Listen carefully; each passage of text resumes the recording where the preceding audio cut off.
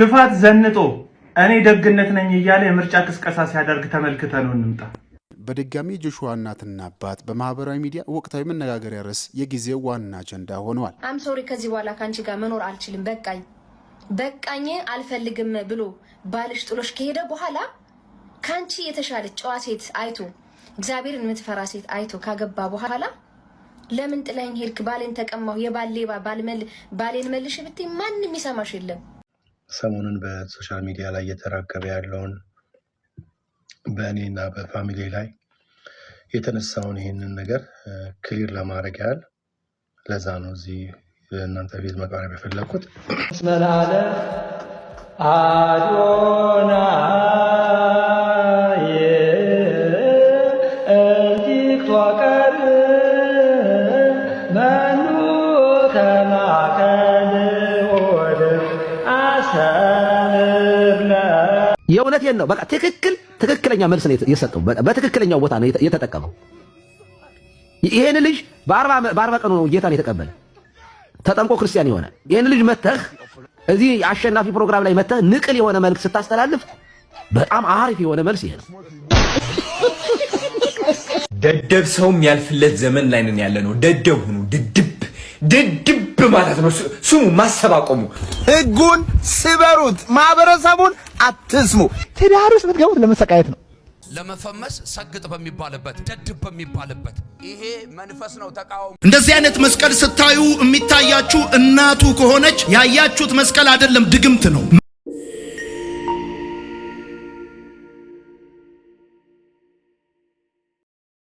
በዴንቨር ኢኢሲ ቸርች አባል የሆኑ አቶ ኃይለ ኢየሱስ ዘሪሁንና ወይዘሮ ፋሲካ አምሮ ልጅ የሆነው ጆሹዋ ኃይለ ኢየሱስ በቲክቶክ ስፒድ ድሪሚንግ በተባለ ቻሌንጅ የተነሳ ራሱን አንቆ ሆስፒታል ይገባል።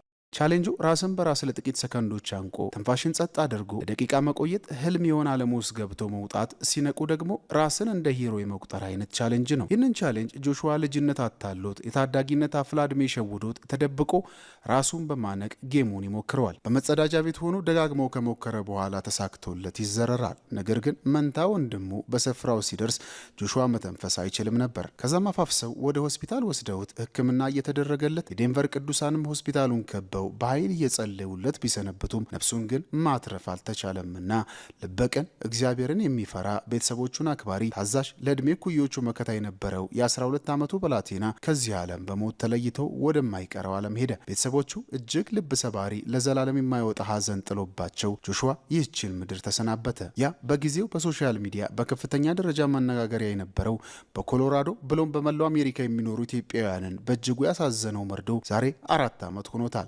አራተኛው ዓመት ላይ ግን በድጋሚ ጆሹዋ እናትና አባት በማህበራዊ ሚዲያ ወቅታዊ መነጋገሪያ ርዕስ የጊዜው ዋና አጀንዳ ሆነዋል። ሶሪ ከዚህ በኋላ ካንቺ ጋር መኖር አልችልም በቃኝ አልፈልግም ብሎ ባልሽ ጥሎሽ ከሄደ በኋላ ካንቺ የተሻለች ጨዋ ሴት አይቶ እግዚአብሔርን የምትፈራ ሴት አይቶ ካገባ በኋላ ለምን ጥላኝ ሄድክ ባሌን ተቀማው የባሌባ ባሌን መልሽ ብትይ ማንንም ይሰማሽ የለም። አልሰማሽም። የሚሰማሽ የለም። እንደኔ አስተሳሰብ ያላት በራስ መተማመን ያላት ሴት አትሰማሽም።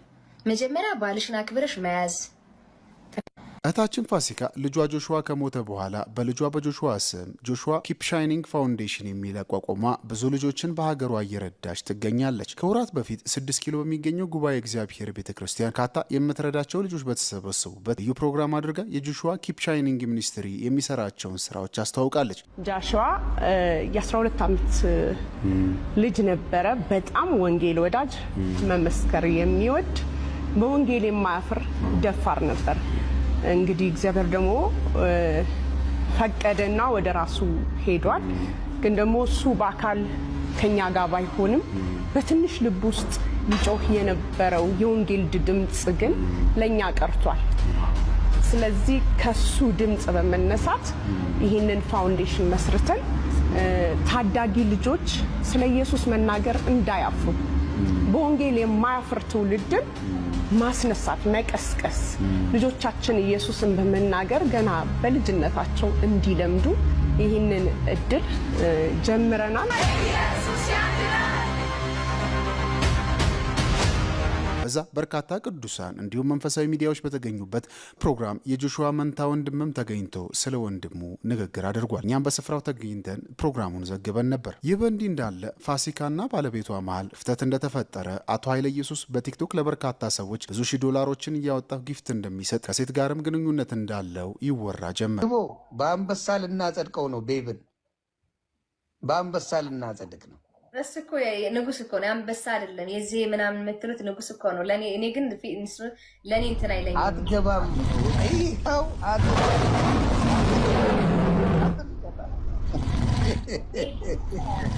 ቤብ ናይ ቤብ ከዚህ በኋላ ናይ ቤቢዬ ሜሉ የቤቢ ናት፣ ቤቢ የሜሉ ነው። ፈርመናል። ስማንዲ አንበሳ እንዲህ ይላሉ ማለት ነው። ፈርመን አስገብተናል። ፈርመን ጨርሰናል። እንቁርቲ ሜሉ የቤቢ ናት፣ ቤቢ የሜሉ ነው። አለቀ። እንቁርቲ ታነቂ።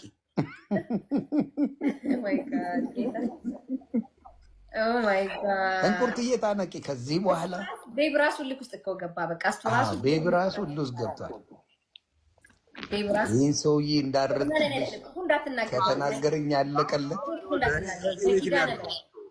በመጨረሻ ሜላት ከተባለች የቀድሞ የደራሲ ይስማዕከ ወርቁ ባለቤት ጋር የፍቅር ግንኙነት እንደጀመረ ይፋ ሆነ። ይህ ቪዲዮ አቶ ኃይለ ኢየሱስንም ይሁን ሜላትን ለመንቀፍ ወይም ለመተቸት የተሰራ አይደለም። ነገር ግን ብዙ የለፋችበትን እንደገልኝ ደረሰልኝ ስትል አበባዋ የተቀጠፈባትን ሕይወቷ የሆነውን የምትሳሳለትን ብላቴና በሞት መነጠቋ ልጇም ስሙ እንዲጠራ ለብዙዎች በረከት እንዲሆን በስሙ ፋውንዴሽን ከፍታ ልጇን ከመቃብር በላይ ለመዋል እየለፋች ያለችውን እናት ያለ ስሟ ስም ሲሰጥ ጭራሽ ሐዘኗ ሳያንስ መከራዋ ሳይበቃ ኃላፊነቷን ባለመወጣት ልጇ እንደሞተ ተደርጎ ስትከሰስ መስማት ፋሲካን እንደሚያውቅ ሰው በእጅጉ ስለሚያሳዝን ነው። የቀድሞ የሮቦት አርት ሚኒስቴር አገልጋይ እህታችን ፋሲካ በዓለም እያለች በተወዛዋዥነት እውቅናን ያገኘች ከቻች ታደሰ ጋር አብራት ትሰራ የነበረች ከኢትዮጵያ አልፎ በውጭ ሀገራት ሁሉ በዳንስ ስራ ታዋቂ የነበረች ሴት ነች። ጌታ ኢየሱስን እንደ ግል አዳኟ ከተቀበለች በኋላ ግን ሁሉን ነገር እርግፋ አድርጋ ትታ ዓለማዊውን ዓለም ለዓለማውያን ሰጥታ ጌታ ኢየሱስን ለዓመታት የሙጥኛለች። ቀጥሎ በሮቦት አርት ሚኒስቴር አገልጋይ የነበረች ከዛም ኑሯን በአሜሪካን ሀገር አድርጋ በቸርች ያገለገለች የኖረች አግብታ ልጆች ያፈራች ልጆቿን አብዝታ የምትወድ ሴት ነች። ይቺ ሴት ታዲያ እንዲህ የባለቤቷ ፍቅረኛ ዝቅ ቀና እያደረገች ስትሰድባት ስትሞልጫት በድፍረት ትታያለች። አም ሶሪ ከዚህ በኋላ ካንቺ ጋር መኖር አልችልም፣ በቃኝ አልፈልግም ብሎ ባልሽ ጥሎሽ ከሄደ በኋላ ካንቺ የተሻለች ጨዋ ሴት አይቶ እግዚአብሔርን የምትፈራ ሴት አይቶ ካገባ በኋላ ለምን ጥለኝ ሄድክ? ባሌን ተቀማሁ፣ የባሌባ ባሌን መልሽ ብትይ ማንም ይሰማሽ የለም። ማንም ይሰማሽ የለም። አልሰማሽም። የሚሰማሽ የለም። እንደኔ አስተሳሰብ ያላት በራስ መተማመን ያላት ሴት አትሰማሽም። መጀመሪያ ባልሽን አክብረሽ መያዝ። በስደት ሀገር ለፍታ መከራዋን በልታ ወጥታ ወርዳ እስከ 12 ዓመት አሳድጋው ያጣችውን ልጇ ገዳይ አድርጋ ስትከሳትም እንዴት ትሰማለች? እስከ ጥግ መናገር ካለብኝ ብዙ ነገር እናገራለሁ። በነገራችን ላይ በዚህ ዘመን ያሉ እናቶች የእናትነት ግዴታን የማይወጡ የሚያሳፍሩ ናቸው። ይቅርታ አድርጉልኝ። ያ ማለት ሁሉ ናቸው ማለት አይደለም። በጣም ጎበዝ ጥያቄዋ እናት ናት። እናት ቤት ውስጥ ያለች ናት። አባትማ ውጭ ሰርቶ ነው የሚያመጣው። እናት ግን ልጇ ኮምፒውተር ላይ ምንድነው የሚያየው? ፊልም ነው የሚያየው፣ የብልግና ቪዲዮ ነው የሚመለከተው፣ ጌም ነው የሚጫወተው። የእናት ግዴታ ነው ልጅን ኮንትሮል የማድረግ ልጇን የመቆጣጠር። ቤት ውስጥ ልጇ ምንድነው የሚያደርገው? ምን እንደሚሰራው ጌም እየተጫወተ ነው? አያጠናም? አያነብም? ወይስ በዚህ በዘመኑ በሚያስፈልገው በዚህ በመጥፎ ነገር ልጄ ተለክፎብኝ ይሆን? ልጄ ይሄንን ቪዲዮ ተመልክቶ ይሆን ብላ ቼክ ማድረግ ያለባት እናት ናት እንጂ አባት አይደለም። አባትማ በስራ የቤቱን ቀዳዳ ምግቡን፣ መጠጡን የሚያስፈልገውን የቤቱን ቀዳዳ ለመሸፈን እላይታች ሲሉ ነው የሚመጣው። እኛም እውነት እናውራ። ድክመታችንን ማመን መቻል አለብን። እኛ ሴቶች ክፍተታችን ምኑ ጋር ነው? ግልጽ እውነት ነው ማውራት ያለብን። የወንዶቹ ክፍተት ምንድነው? ጊዜ አይሰጡንም። ለምን? እነሱ ስራ ቀን ሙሉ ስራ ስለሚውሉ ጊዜ አይሰጡንም። ይሄ ነው የኛ ድርሻ። ምንድነው? ቤት ውስጥ እሱ የሰጠንን ነገር አብቃቅተን የሚያስፈልገውን ነገር አድርገን ጥሩ አድርገን አዘጋጅተን ከሰራተኞቹም ጋር ሊሆን ይችላል፣ ራሳችን ሊሆን ይችላል፣ የሚጠበቅብንን ነገር አድርገን ጥሩ ነገር ለሱ ማቅረብ። ያለውን ልብሶቹን በስነ ስርዓት ማዘጋጀት የሴት ልጅ ግዴታ ነው። እኔ እንደዛ ስለ ራሴ ነው የማወራው። እንደዛ ነው። ተረዳሽ? ከዛ ውጭ ግን የትኛውም ሴት መጥታ ስለባልሽ መጥፎ ነገር ስታወራሽ ቁጭ ብለሽ አትስሚያት። አይምሰልሽ፣ ላንቺ አስባልሽ አይደል? ይሄ ሆይሆይታና ጫጫታ አንድ ቀን ሁለት ቀን ቢረግጡኝ ነው። ከዛ በኋላ ይተውኛል። እኔ ላይፍ እኖራለሁ። አንቺም አንድ የተከበረ በቤተ ክርስቲያን የሚታወቅ ትልቅ ስፍራ የሚሰጠው ሰው በአንድ ተራ ሴት የልጆቹ እናት ዝቅ ቀና እየተደረገች ስትሰደብ አብራው እጅግ ብዙ ዋጋ የከፈለች እህት ዛሬ ፍቅር እንኳን ቢያልቅ በአንዲት ጌታን በማታውቅ ዓለማዊ ሴት በአደባባይ ስትብጠለጠል እያየ መሳቅ አይቶ እንዳላየ ማለፍ እንዴት ልቡሽ ያለው እንዴት እሳስቻለው መልስ የሌለው ጥያቄያችን ነው። እህታችን ፋሲካ ሆይ ልጅሽንም ትዳርሽንም ማጣትሽ ሳያንስ በአንዲት ጋጠወጥ ሴት ምክንያት በዚህ ደረጃ መሰደብ በእውነት አይገባሽም። እግዚአብሔር አሁንም ልብሽን እንዲደግፍ ብዙሃን አብዝተን ጸልይ።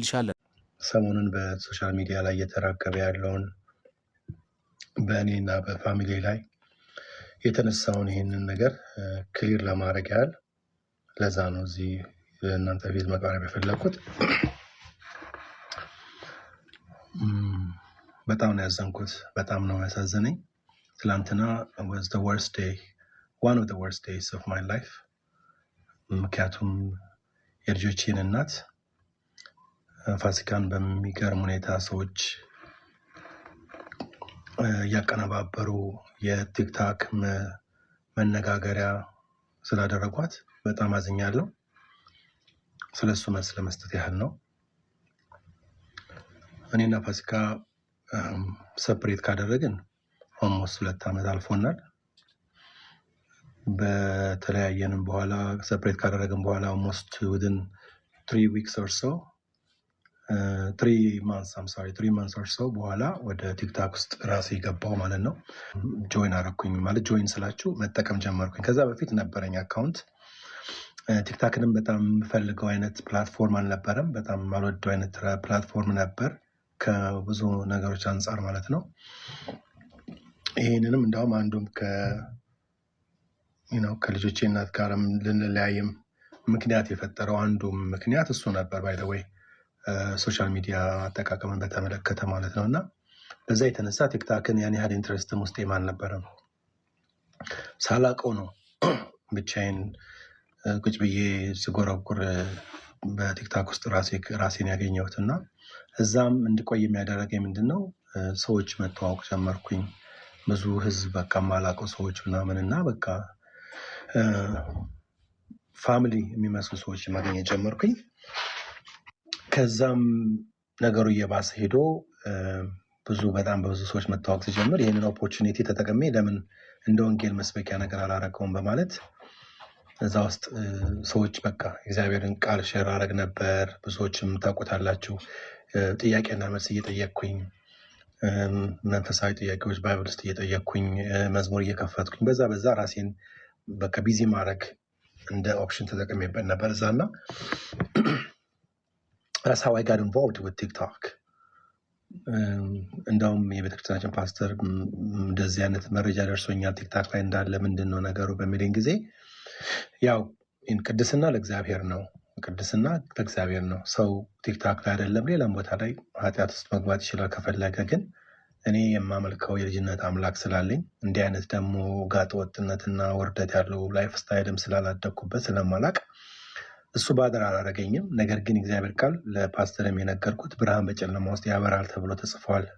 ስለዚህ ጨለማ ውስጥ መብራት ያለብን እኛ ነን። እግዚአብሔር ቃል እንደሚናገረውና በመጥፎ ቦታ ነው እንኳን ቢባል በዛ ውስጥ ወንጌል መስበክ አለብን ወይ ደግሞ ራሳችን በኑሯችን ሰዎችን ማስተማርም እንችላለን በሚል መንፈስ ነበረ እዛ የገባሁበትና የቆየሁት ቲክታክ ላይ ማለት ነው። ኦፍኮርስ ጊፍትን በማድረግ በዚህ የተነሳ ብዙዎችንም የመተዋወቅ እድል አግኝቻለሁ። በዛም የተነሳ ኢትዮጵያ ለምሰራው ቢዝነስም ቪዲዮዎች ሰዎች እንዲሰሩልኝ ዝም ብዬ በመጠየቅ ብቻ እየተነሱ ሊሰሩልኝ ቪዲዮዎች አሉ። ዶክተሬ በሚባል አፕሊኬሽን ዙሪያ ማለት ነው። ያን ነገር በቃ እዛ መቀመጥ ጀመርኩና የሆነ ታይም ላይ ማላቃት ልጅ መታ ስለኔ ስትናገር ቲክታክ ላይ ስሰማ ደንግጬ ገብቼ አረ ፕሊዝ እንደዚህ የምትዩ ነገር እኔ አይደለሁም፣ ምንም የተፈጠረ ታሪክም ምን የምትዩ ነገር አልተፈጠረም ብዬ ነገርኳት። ነገር ግን አላቆመችም። ሺ ኮንቲኒዩስ። ከዛም የልጆችን እናት ፋሲካ ጋር ደውዬ ማለት ቴክስት አድርጌ ላኩላት። ይሄ የሚባለው ነገር ያንቺ እጅ ካለበት በጣም ነው የማዝነው፣ ፕሊዝ ያልሆነ ነገር ውስጥ ልንገባ ነው እና እንዲያስቆሙት አድርጊያቸው በሚል ጠየኳት። በዛ ሰዓት ላይ ያው ፈቃደኛም አልነበረችም። ሰው ምንም ባዘርም አላረኩ ተውኩት። በዚህ ዙሪያ ያው ብዙ ሰው የሚለውን አለ። እኔ በጣም ነበረ ዲስአፖይንትድ የሆንኩት። ለምን ራሴን በዛ በሚባለው አይነት ማንነት ራሴን የማየ ነበረው ሞር የእግዚአብሔራዊነትን መንፈሳዊነትን ነበር ሞር እያስተጋባው የነበርኩት። ግን የተሰጠኝ ስምና ምሳሌ በጣም ሮንግ ነገር ነበር። እሱ በጣም ህርት አድርጎኝ ነበር። ነገር ግን ልጅቷ ማለማቆሟን ሳይ በቃ ለምን ብዬ ነው ማንም በዚህ ነገር ላይ እንትን አይለኝም በሚል በእልህ ውስጥ ተመልሼ የገባውና እንዳፈለኩኝ ማድረጌን ቀጠልኩ ማለት ነው። እና እግዚአብሔር ስለሚያቀኝ ልቤን ስለሚያቅ ምንም አላፈራሁም። ምንም ማስፈራኝም ነገርም አልነበረም። ይሄ ነገር ኮንቲኒው አድርጎ ዛሬ 2 ወር አካባቢ ነገሮች እንደዚህ መቀሳሰር ጀመሩ ማለት ነው ተመልሶ። ያን ጊዜ እንደዚህ ድጋሜ ወደ ፋሲካ ገብቼ እንደዚህ እየተባለ ነው ፕሊዝ ይሄን ነገር ማስቆምቸው አንቺ ነሽ ማንነቴን ብቻ ትናርኪ ቢሰርቡኝስ ምናምን የሚል ፍራቻው ነበረባት። አይ አንደርስታንድ። ምክንያቱም እኛ በዚህ ስድብ ምናምን ነገር ስላላደግን ስለማናውቀው ለመቀበል ይከብዳል እና አልተጨንኳትም። በዛ ነገር ሄድን ማለት ነው። እና ከዚህ በኋላ አይ ቲንክ ከዛ በፊት ይሄ ነገር በመደረጉ በፊት ከሜላት ጋር ተዋውቀን በቅርብ እንደ ጓደኝነት ተዋወቀን። እሱንም ሜንሽን አድርጌላታለሁ። ፋሲካም ሽና ውስጥ ምንም ሂስትሪ አዲስ ነገር አይደለም። ላይፍ እንደተጀመረ ነው። እኔና የእሷ ጓደኝነትና መተዋወቃችን በደንብ ገልጾ ነው እንጂ እሷ ቀምታኝ ተቀማምቶ ምናምን አሁን ቲክታክ ላይ እንደሚባለው ማለት ነው። እና በጣም የሚያሳፍር ነው። እኔ ሰው ዝም ብሎ አንስቶ የሚወስደኝ መቀማማ ሰው አይደለሁ። ትልቅ ሰው ነኝ። እሱ ያው እንዳልኳችን ለቲክታክ መነጋገሪያ ነው የተደረገው ማለት ነው። እና ከዛ ባሻገር አሁን እየተባለ ያለው በጣም ይህን ቪዲዮ ልሰራም ውስጤ የተነሳሳበት ዋናው ምክንያት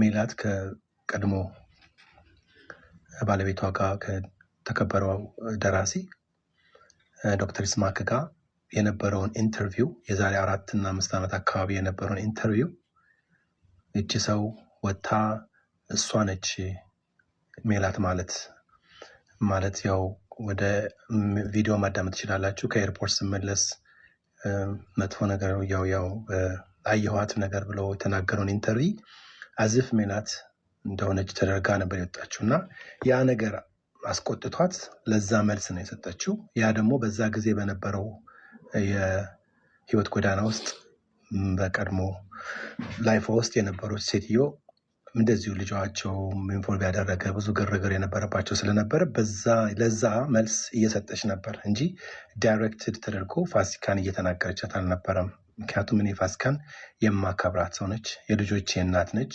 አደባባይ ላይ እንደዚህ መታ ማንም ሰው ሊያሰጣት የምትገባ አይደለችም። በጣም ነው ማዝነው፣ በራሴ ማዝናለሁ። እንደዚህ እሷ ወጣ እንደዚህ ስለተባለች ነገር ግን I tried my best actually ያ ነገር እንዳይደረግ ግን ያው ሁኔታዎች ስላልፈቀዱ ሆኗል። ይህን ነገር ሜላት ስታውቅ እንደወረደች ከቪዲዮ ከላይቭ በኋላ ሰዎች ወጥተው ያን ነገር ሲያቀሳስሩትና የፋሲካን ፎቶ እየለጠፉ ሰደበቻት የጃሽን ምናምን እየተባለ የልጄን ስም እየጠቀሱ ሲያስነግሩ ከንፈር የሚያስመጥጥ ሰውን ቁስል የሚነካ እንኳንስ የኛል በጣም መጥፎ የሆነ ንግግሮች እየተነገሩ ሰዎችን ምስኪን እያስመሰሉ የአንዳንድ ሰዎች ግለሰቦች ፍጆታ ዳርገውናል። ለነሱ ላይቭ መክፈቻ ቪዲዮ መስሪያ እውቅና ማግኛ እና ቫይራል ለመውጫ የኔን ህይወት የፋሲካን የልጆቼን በተለይ ደግሞ የምንወደውን የልጃችንን ህይወት መነጋገር አድርገውት በዚህ ደረጃ አሳልፈናል ማለት ነው እና እሱ አሳፍሮኛል። በጣም አዝኛለሁ። በጣም ያሳፈረኝ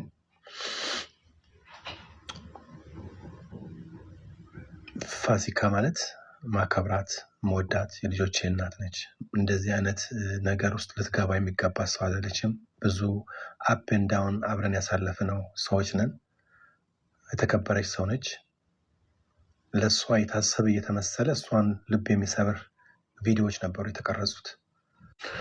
እኔ ቆሜ ፋሲካን አላሰድባትም፣ ኔቨር። እንዳውም ዛሬ ከአንድ የታወቀ ቲክቶከር ጋር ኮሚኒኬት አድርጌያለሁ። ስለ እሷ አንዳንድ ነገሮች ተናግረዋል ተብዬ ሰምቼ አይቼ ፕሊስ አቁሙ፣ የልጆቼ እናት ናት እና ይሄ ለእሷ አይገባም ፕሊስ ምናምን ብዬ አስቆሚያቸዋለሁ። ሶሪ፣ ሰዎች ናቸው፣ ኮሜንቴተሮች ናቸው፣ እኔ አይደለሁም ብሎኛል ያ ሰው ማለት ነው። እና እንደዛ አይነት ነገር እሷ ላይ እንዲነሳ በፍጹም በፍጹም በፍጹም አለው አላደርገውም። እኔ ለእሷ ብቻ ሳይሆን ለልጆቼም ክብር ስል ማለት ነው በዚህ ነገር ላይ እንድትነሳ አልፈልግም። የልጃችን ማረፍ ያልበረደ ቁስል ነው፣ ለእኔ እስካሁን ድረስ ያልበረደ ቁስል ነው። መጽናናት ስላለብን መቮን ማድረግ ስላለብን ነው ሙቮን እያደረግን ያለ ነው። ምክንያቱም እግዚአብሔር መልካም ስለሆነ። ከዚህ ባሻገር አንድ መጠይቃችሁ ነገር ፕሊዝ፣ ቁስላችንን እየጠገናችሁልን አይደለም፣ ሀዘናችንን እየረዳችሁን አይደለም። ፋሲካን አገዝኩ ረዳሁ ብላችሁ የምትለጥፉት ቪዲዮ ስፔሻሊ ሮንግ የሆነ ኢንፎርሜሽን ወደ እሷ እየደረሰ ወደ መከፋትና እሷን ወደ ሌላ ነገር ውስጥ ሊከታት ስለሚችል ይህንን ቪዲዮ ባትሰሩ በጣም በጌታ ፍቅር እለምናችኋለሁ። እንዳልኳችሁ ነው። ሜላት ስለዛ ጉዳይ ተናገረች። በመሀል ገብታ ደግሞ ስለ እሷ ኦፒኒየን በሚመስላት ሁኔታ ወላጆች የኃላፊነት የሴት ኃላፊነት ምንድን ነው የሚለውን ነገር በሚመስላት ሁኔታ ተናገረች። የራሷን ኦፒኒየን እና የራሷን አንደርስታንዲንግ ኦር ኮመንት ኦር ኦፒኒየን። ኦፒኒየኑን መቃወም የሁላችንም ኃላፊነት ነው። የሁላችንም ፍላጎትም ከሆነ መቃወም ነው። የሚደግፍ የሚቃወም መቃወም ይችላል። ግን ያንን ድምፅ ወስዶ የእሷን ምስል ተጠቅሞ ፋሲካን ተናገረች ተብላ ፋሲካን ፎቶ ዛሬ ለጥፎ መነገር በጣም በጣም በጣም ነውር ነው። በጣም ያሳፍር ነው። ይሄ ደግሞ እንደሆነ እንደተወራ ስንሰማ ወዲያውኑ በማግስቱ the same day I believe ሌላ ቪዲዮ ሰርታ አውጥታለች። ፋሲካ የኔ እህት ይሄ ላንቺ አይደለም፣ አንቺን መንካት አልችልም ብላ እንደዚህ ማድረግ የምናገረው ምን ደርሰሽብኝ ነው ብላ ተናግራለች። ስለዚህ ከዚህ ውጪ ሌላ ታሪክ የለውም። እንዳልኳችሁ ከማንኛችሁም በላይ ለፋሲካ ምቀርባት እኔ ነኝ። እኔ ልጆች ያን ነገር ቢሆኑ ምደርሰው እኔ ነኝ። እሷን ነገር ብትሆን ምደርሰው እኔ ነኝ። ከኔና ከሷ ውጪ ማንም ለኛ የሚደርስልን የለም። አሁንም ሁልጊዜ ፋሲካን ብታወራት የምትነግራችሁ ነገር ነው። በምንም ነገር ማጎድልባት አይደለሁም። ሰው መለያየት ማንም ሰው ሊያጋጥመው ይችላል። እኛ እንዳንለያይ ነበር የሞከርነው። በማይሆን ሁኔታ በራሳችን መለያየቱ ግድ ሆኗል። ተለያይተናል። ይሄ ሴፐሬሽናችን የቆየ ነው። አምነንበት ሁለታችንም ተነጋግረን ፋይናሊ እንደዚህ እና እንደዛ ተባብለን ተነጋግረን ያደረግነው ነው። ፕራውድ የምንደረግበትና አደባባይ ወጥተን የምናገረው ነገር አልነበረም።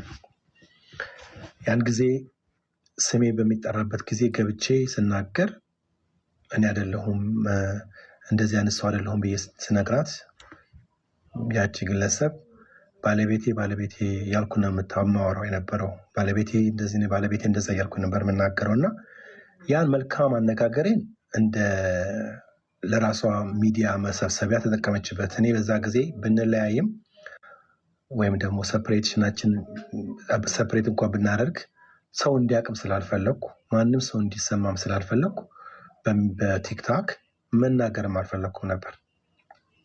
ምክንያቱም የማከብራቸው የምወዳቸው ጓደኞቼ፣ ፋሚሊዎች፣ ቤተሰቦች፣ ፍሬንዶችም እዚህ ሀገር ስላሉ ለእነሱ ክብር ስል ቲክታክ ላይ ወጥቼ አይ ነው ከእሷ ጋር ተለያይቻለሁ፣ ሰፕሬት አድርገናል ምናምናም ብዬ ለእሷ መመለስ አልፈለግኩም ነበር።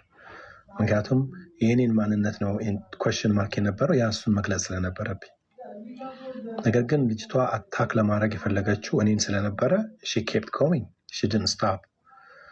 ያ ነው እስካሁን ድረስ አግሪቬት እያደረገ ያልሆነ መልክና ያልሆነ ስም እያሰጠኝ እዚህ ያደረሰኝና አሁንም ልናገር የምፈልገው ፋሲካ እዚህ ውስጥ አልገባችም።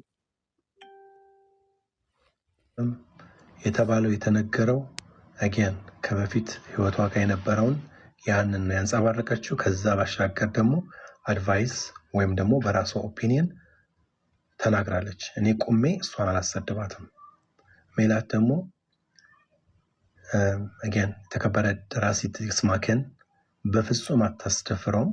ማንም ሰው ስለሱ ሲናገር ዝም የምትል ሰው አይደለችም። የምትቆጣ ሰው ነች። ሁላችንም እንደምታውቁ ወይ ደግሞ ሚዲያ ላይ ኮሽን አርጋችኋት የምታውቁ ሰዎች የመለሰችላችሁን መልስ ታውቃላችሁ። እንደዚህ አይነት ስብዕና ያላት ሰው የኔን የልጆቼን እናት የመዝለፍ አቅም የላትም፣ ስብዕናም የላትም። እኔም ደግሞ አላደርገውም፣ አላስደፍራትም።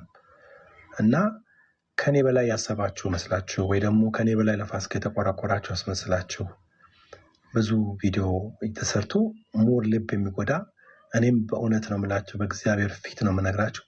በጣም ነበር ዲፕሬስድ የሆንኩት፣ በጣም ያዘንኩት ትናንት። በብዙዎቻችሁን ቲክቶክ ላይ እየገባሁ አረ ፕሊስ ይሄ አይደለም ይሄ ነው እያልኩኝ እንደ እሳት ማጥፋት እየገባሁኝ ለመነጋገር ሞክሬ ነበር። ፋሲካን የጠቀማችኋት መስሏችሁ በጣም የሚያዋርድ እና የወደፊት ላይፍን የሚያበላሽ ነው። ስለዚህ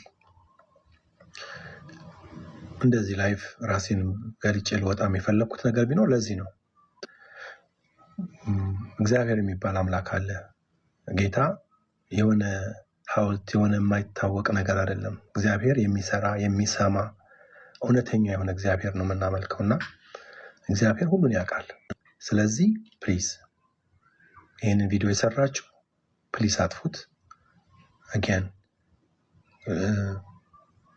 ሜላት ያላደረገችውን ነገር ያልተናገረችውን ነገር ፋሲካ ብላ እሷን ብላ ያላደረገችውን ነገር እሷን የሚመስል ታሪክ ያለው ላይፍ ስላሳለፈች እና ስለዛ ላይፍ ስለተናገረች ከዚህኛው ህይወቷ ጋር የሚያገናኝ ነገር አይደለም። እና እኔ I would never do that። እንደዚህ ሊሰድቧት ሲሉ ሰዎች ቆሜ ከኔ ጋር ጓደኝነታችሁን ታቆማላችሁ እንደዚህ ካላችኋት ብዬ የተናገርኩ ነኝ። እንኳንስ ለልጆቼ እናት አብሬ ክፉና ደጉ ላሳለፍኩት ለእግዚአብሔር ሰው ለሱ አይቀርና ማንንም ሰው ጠላቴን እንኳን አላስደፍርም። ያው እግዚአብሔር አምላክ በሚያውቀው ምሕረትን የምጠብቅ ነኝ። እንደዚህ የምትሰድበኝ ልጅ አስታርቀውኝ ይቅርታ ስትጠይቀኝና እንትን ስትለኝ እኔ እግዚአብሔር የማረኝ ሰው ነኝ፣ ክርስቶስ የሞተልኝ ሰው ነኝ። ምንም እንኳን እንደዚህ ስብዕናዬን የሚነካ መንገድ እንኳን ብትናገሪም ምሕረት አደርጋለሁ ብዬ ነው ይቅርታ እንኳን ለሱ ያደረኩላት እንጂ ሰው የማጥቃት ሰውን የመጉዳት ምናምን አይነት ስብዕና የለኝም። ይሄን የሚያውቁኝ ቅርብ ጓደኞቼ ሁሉ ያውቃሉ። እኔን የሚያውቁኝ ሰዎች ያውቃሉ በዚህ አይነት ላይፍ እንደማልሄድና አሁንም ፋሲካን ከኔ የበለጠ የሚቀርባት ከኔ የበለጠ የሚያስብላት ሰው ያለ ከመሰላችሁ ተሳስታችኋል። ልጆቼም ምስክሮች ናቸው። እሷም ራሷ የምትናገረው ነገር ነውና ፕሊዝ በጌታ ፍቅር አሁን የምለምናችሁ እኔና እሷን ሞር የሚያራርቅ ሞር የሚያበላሽ ልጆቼ ላይ ደርሶ የማይበጃቸውን አይነት ቅራኔን የሚፈጥሩ ቪዲዮዎች መስራታችሁን አቁሙ። ለእናንተ ቪዲዮ ፍጀታ፣ ለእናንተ ቪው መሰብሰቢያ አታርጉን። እኛ ብዙ ዋጋ የከፈልን ሰዎች ነን። በተለይ በልጃችን ውስጥ በጣም ቁስል ያለን የተቆሰልን ሰዎች ነን። ፋሲካ ሴት ስለሆነች አይደለም፣ እኔም ወንዱኜ ተሸማቀቄ ላይፌን ያሳለፍኩን ሰው ነኝ። ስለ ልጄ በጣም የተጎዳው ሰው ነኝና ይህን 10 ጊዜ ሲነሳ በጣም ያማል እና የምለምናችሁ ደጋግሜ ፋሲካን የሚነካ ቪዲዮ ያልተሰራ ስለሆነ እሷን የሚያስነካ ማንነትም የሌለኝ ሰው ስለሆንኩኝ ለእሷ የታሰበ እየመሰለ ቪዲዮውን የሚያሳምር ሰውን የሚያሳምር ነገር አታርጉ።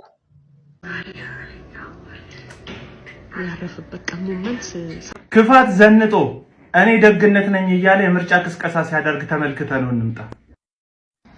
በዚህ ዘመን ያሉ እናቶች የእናትነት ግዴታን የማይወጡ የሚያሳፍሩ ናቸው። ይቅርታ አድርጉልኝ። ያ ማለት ሁሉ ናቸው ማለት አይደለም። በጣም ጎበዝ፣ ጠንካራ፣ ጀግና ሴቶች አሉ። ልጆቻቸውን ፎሎ የሚያረጉ ስልካቸው ላይ የሚነካኩትን ቼክ የሚያረጉ ምንድነው ስልካቸው ላይ የሚያዩት ብለው እናቶች ልጆቻቸውን ቼክ ያደርጋሉ። ምንድነው የሚጠቀሙት? በነገራችን ላይ ልጅ ላይ በሚፈጠረው የትኛውም ነገር ተጠያቂዋ እናት ናት። እናት ቤት ውስጥ ያለች ናት። አባትማ ውጭ ሰርቶ ነው የሚያመጣው። እናት ግን ልጇ ኮምፒውተር ላይ ምንድነው የሚያየው? ፊልም ነው የሚያየው?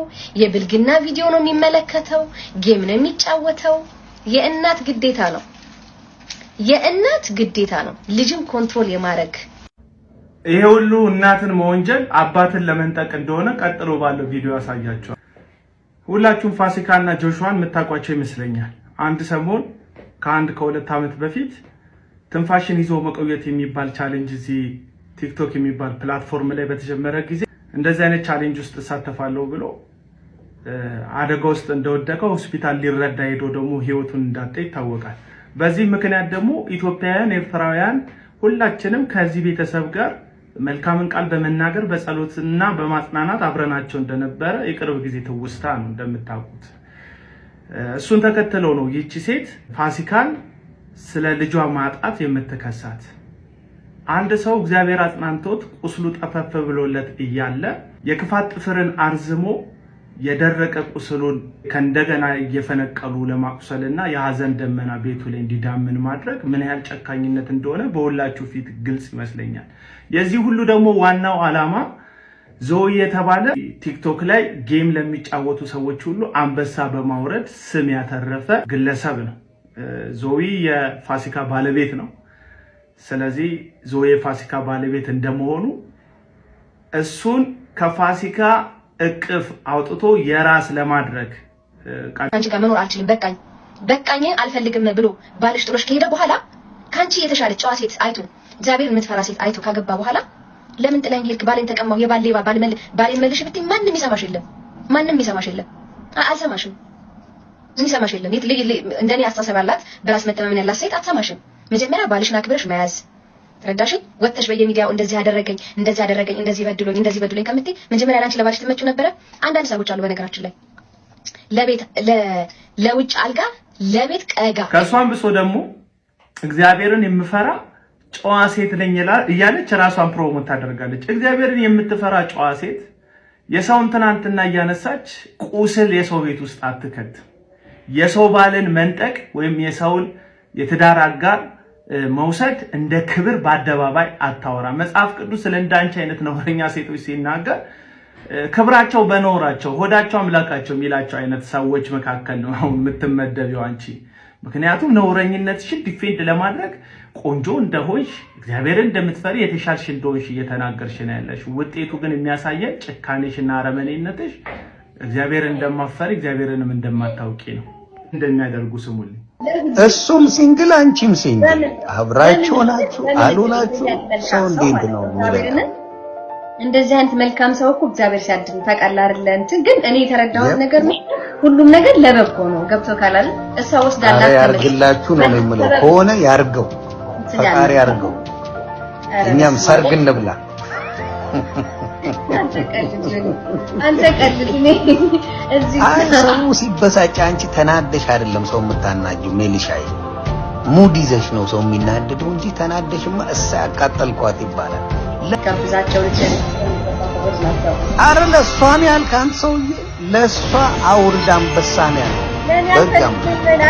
አንበሳ በማውረድ የሰውን ልብ ማውረድና የሰውን ትናንት ማበላሸት እንደ ክብር ታይቶ በአደባባይ ልክ እንደ ዮናስ ሙሉነ ህሊናቸውን ከጫማቸው በታች እየረገጡ ለሞተ ህሊናቸው ትክክለኝነት ሰውን ማናደድ ሀቅ እንደሆነ የሚሰማቸው ከንቱ ፍጥረቶች ናቸው እንደዚህ አይነት የሰው ቤት የሚበጠብጡት።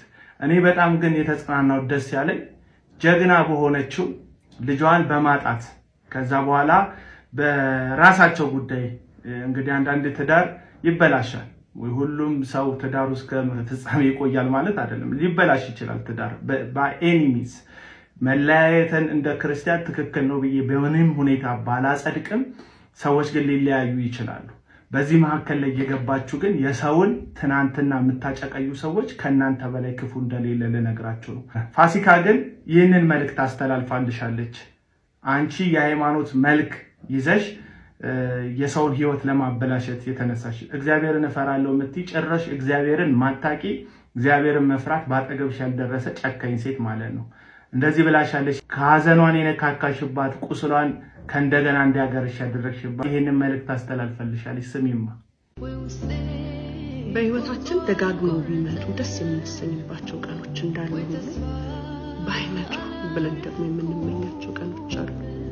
ሁለቱም ብንመኛቸው ግን እንደገና ደጋግመው ያለፍንባቸውን ሁኔታዎች ማሳሰባቸው አይቀርም። እንዳይመጡ ወይም ደግሞ ባልሆኑ የምላቸው ቀናቶች ውስጥ እኔ 3 የምፈራቸው ቀኖች አሉ። አንደኛው ማርች 22 ነው። ልጄ ጆሺ አክሲደንት የደረሰበት ነው። ለእኔ ቀኑ ሲመጣ ምን ያህል ድንጋጤ እንዳሳለፍኩ፣ ምን አይነት ዱብዳ እንደወረደብኝ የነበረው ሞመንት ያደረኩት የሆንኩት ሁሉ ትዝ ስለሚለኝ ያን ቀን ማንበሸሸገኝ ብዬም አልፈው ነው። ሁለተኛው ደግሞ ዛሬ ኤፕሪል 10 ከ19 ቀን ቆይታ በኋላ ቢተርፍልኝ ብዬ ናፈቅኩት ልጄ መሞቱን ያበሰሩኝ ከኔ የተለየበት ቀን ነው። እንዴት ይከብዳል! እንዴት ያማል መሰላችሁ እነዚህ ቀናቶች ሲመጡ። 19 ደግሞ ሲመጣ የቀበርኩበት ቀን ነውና የልደ በቀላለው የሚፈጥርብኝ ስሜት አለ። እናት አይደለም ያቺ ለመድኳትን በይን ዱብ አረጋታለሁ። ዛሬ በጠዋቱ የጆሺ ጓደኛው አብሮ አደግ ጓደኛው መጣና አበባ ሰጥቶ አቀፈኝ። አምሶሪ ያለኝ ተለቃቀስንና ሂዝ አላይቭ አለኝ። አለ አለኝ። አዎ አለ እኔ ጋር ነው እንጂ የሌለው በሰማይ አለ። ያረፈበት ቀን ሞመንት ሳስታውሰው ከባድ ነው። ሆስፒታል ውስጥ ኦክሲጅኑ ይነቀልለት ሲባል እኔ አላይም አልኩኝ። አንዳንዶች ኦክሲጅን ሲነቀልላቸው ህይወታቸው ይቀጥላል፣ አንዳንዶች ይሄዳል። የኔ ልጅ ሄደበት ታይም ነበርና ይዛኔ የተፈጠረው ሞመንት ከባድ ነው ለኔ። መውደቄ ትዝ ይለኛል። እንባይ ደረቀብኝ። ምን እንደሚባል ጠፋብኝ። ህልም መሰለኝ። እንደገና የሰጡን ደግሞ 30 ደቂቃ ብቻ አልቅሱና ወጡ ስለተባለ ሙሉ ቪዲዮዋን እንድትሰሚው ሜንሽን አደርግሻለሁ። እንደ እግዚአብሔር ያለ ማንም የለም ትላለች እሷ። አንቺ ጥፍርሽን አርዝመሽ ቁስሏን ለመውጋት በጣሹ መጠን እሷ እግዚአብሔር ጋር እየተጣበቀች ነውና በሰው ትዳር፣ በሰው ህይወት፣ በሰው ትናንት እየገባችሁ የሰውን ዓለም ለማጨለም የምትፈልጉ ጨካኝ ሰዎች እጆቻችሁን ሰብስቡ ለማለት ነው ይሄን ቪዲዮ የሰራው። ሰላም። ደደብ ሰውም ያልፍለት ዘመን ላይ ነን ያለነው። ደደብ ሁኑ። ድድብ ማለት ነው። ስሙ፣ ማሰብ አቆሙ። ህጉን ስበሩት፣ ማህበረሰቡን አትስሙ። ትዳር ውስጥ ብትገቡት ለመሰቃየት ነው። ይኖራል ሳይ ትዳር ውስጥ ትፈርሙ ምናምን ሁለቱም አንድ ሆኑ ዛሬ ሲባል ሁለቱም አንድ ላይ ለመሰቃየት አንድ ሆኑ ነው። አይገባችሁ? ሰዎች ሳፈር እያደረጉ ያሉት ትዳርን ለደስታ። ትዳር ለደስታ አይሆንም። አንድ ሰው ጋር ኖረሽ እንዴት ነው የምትደሰችው? እኔ አኩቻ ነኝ ዋዋነ ማንንም ማለት እውቀት ያስፈልገናል። የእናት አባት የማህበረሰብ ምክር ያስፈልገናል። የሃይማኖት አባቶች ምክርና ግሳጼ ያስፈልገናል። ስለዚህ ምክርን ስሙ። እውቀት ያስፈልገናል። ተማሩ። መማር ያስፈልጋል። እውቀት ያስፈልገናል። መማር ማለት የግድ ካምፓስ እና ዩኒቨርሲቲ ገብቶ ምናምን ኮሌጅ ገብቶ መማር ብቻ እንዳይመስላችሁ። እውቀት ከመሀይምነት ነፃ መውጣት ማለት ነው። ከመሀይምነት ነፃ መውጣት አለብን። መሀይምነት አይጠቅምንም።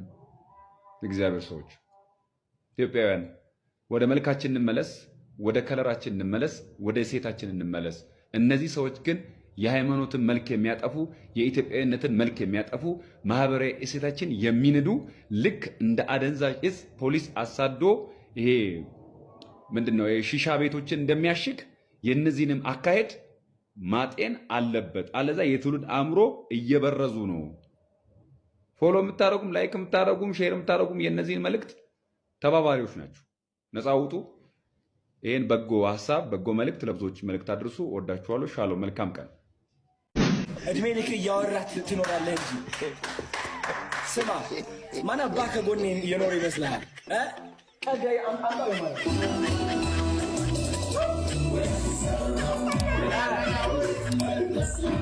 አልፈራህም። ግጦ መፈመስ እንደው ከየት የመጣ ጀል እንደሆነ እስመላለ አዶናይ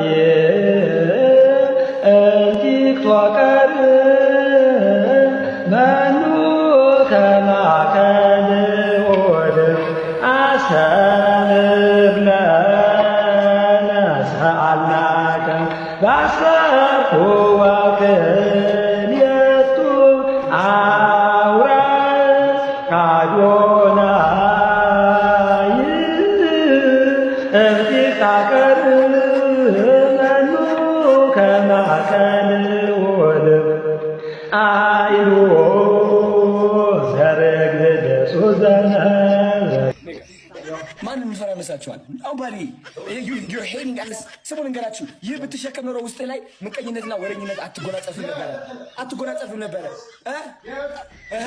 አትጎናጸፍ ነበር ወረኛ ወላ